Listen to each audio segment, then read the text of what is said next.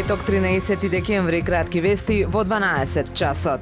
Охрид останува омилена дестинација за српските туристи, пишува Српски блиц, посочувајќи ги најомилените дестинации за дочек на новата година. Во објавената анкета, граѓаните, особено помладите, велат дека ги привлекува убавината и ниските цени. Се додава дека дури и оние кои сакаат сами да резервираат сместување, нема да поминат лошо со оглед на тоа што две ноќевања по лице се движат од 3500 до 7500 динари. Српските гости и понатаму остануваат едни од најбројните во Република Македонија и секако убавиот Охрид.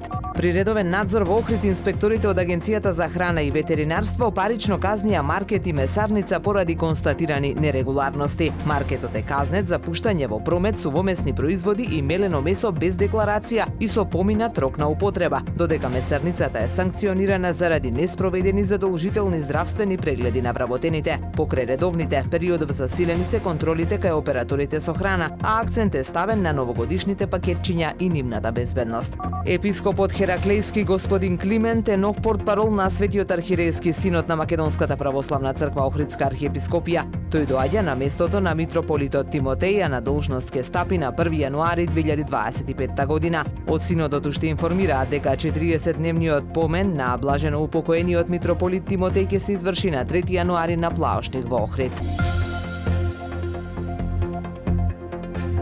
Времето денес сончево со мала до умерена облачност, дува слаб северен ветер, максималната температура во Охрид до 9 степени. Повеќе информации на ohridpress.com.mk.